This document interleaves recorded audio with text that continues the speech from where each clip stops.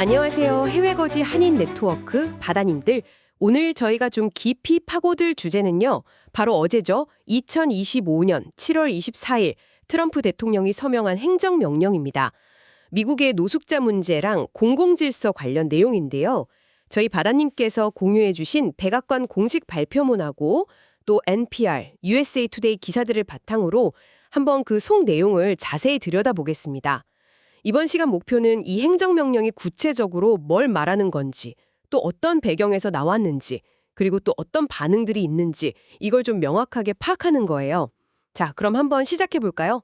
행정명령 이름이 미국 거리의 범죄와 무질서 종식이에요. 제목부터 좀 그렇죠. 노숙 문제를 바로 거리배회나 무질서, 폭력 문제랑 연결시키고 있어요. 공공안전 회복이 목표라고 하고요. 근거로는 이전 행정부 마지막 해에 하룻밤 노숙자 수가 역대 최고였다. 백악관 자료 보니까 27만 명이 넘더라고요. 그리고 또 노숙자 대부분이 약물 중독이나 정신질환 문제를 안고 있다는 점을 들고 있습니다. 네, 여기서 좀 흥미로운 점은요. 문제 해결 방식으로 시민 강제 입원, 이걸 전면에 내세운다는 겁니다. 그러니까 자신이나 다른 사람에게 위험하거나 아니면 스스로를 돌볼 수 없는 그런 정신질환 노숙자를 본인 의사랑 상관없이 장기 치료시설에 수용하는 걸 좀 더 쉽게 하겠다, 이런 거죠. 법무부 장관한테 관련 판례 변경이나 기존 동의 명령 종료까지 추진하라고 지시한 걸 보면 의지가 상당히 강해 보입니다. 시민 강제 입원 확대요. 그럼 구체적으로 이걸 어떻게 하겠다는 건가요? 그냥 법만 바꾸는 건 아닐 텐데요. 맞습니다. 이게 더 큰 그림에서 보면요. 연방정부가 돈을 지원하는 방식, 이걸 바꾸는 게 핵심 수단이에요.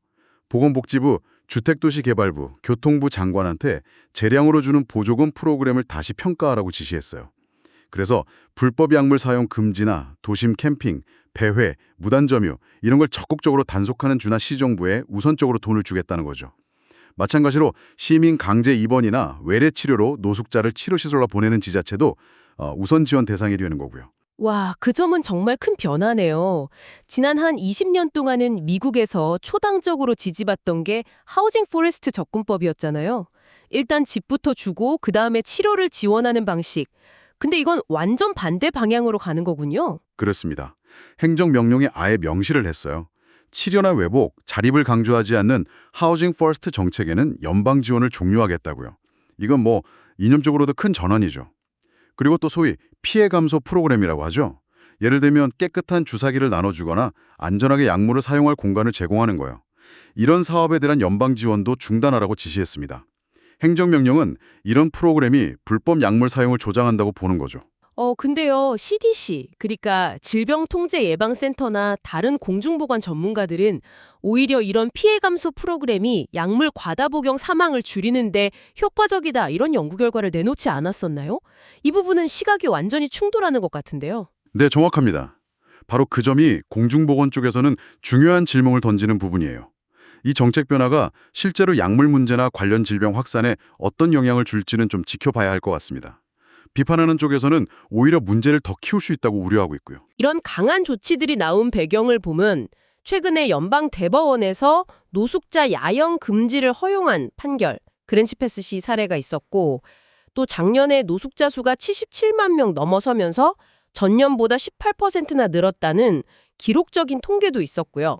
이런 맥락에서 나온 거라고 볼 수 있겠네요. 네, 그리고 시세로 연구소나 프로젝트 2025 같은 보수 성향 싱크탱크들의 주장과도 좀 맥을 같이 하는 부분이 있습니다. 물론 반대 목소리도 크죠. 당연히 있습니다.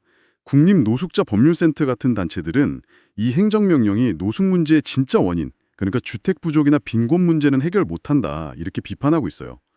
특히 강제로 치료하거나 수용하는 건 비윤리적이기도 하고 또 장기적으로 효과가 있냐, 이것도 검증 안 됐다는 거죠. 결국 가난이나 병을 범죄처럼 다루는 접근 아니냐, 이런 우려를 제기합니다. 물론 이건 비판적인 입장을 가진 측의 주장입니다. 네. 그 외에도 세부 조항들이 보면 노숙 지원을 받는 성범죄자는 아동과 같이 살 수 없게 하고 여성이나 아동 전용 쉼터 지원은 늘리고 또 노숙자 건강 정보를 모아서 필요하면 법집행기관이랑 공유할 수 있게 하는 내용도 있더라고요.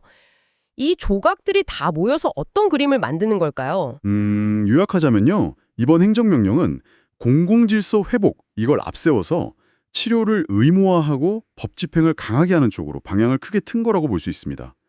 하지만 동시에 이런 방식이 개인의 자유나 권리를 침해할 수 있고 또 노숙 문제의 근본적인 사회 경제적 원인을 해결하기보다는 그냥 보이는 증상만 관리하는 데 그칠 수 있다는 그런 깊은 우려와 아주 첨예하게 맞서고 있는 상황인 거죠. 이 엇갈리는 문제인데요. 이렇게 강제적인 조치와 치료를 앞세우는 접근법이 혹시 우리가 예상하지 못한 또 다른 사회적 파장을 가져올 수도 있지 않을까, 우리 바다님들도 한번 같이 고민해 볼 지점인 것 같습니다. 바다님들 구독과 좋아요를 부탁드려요.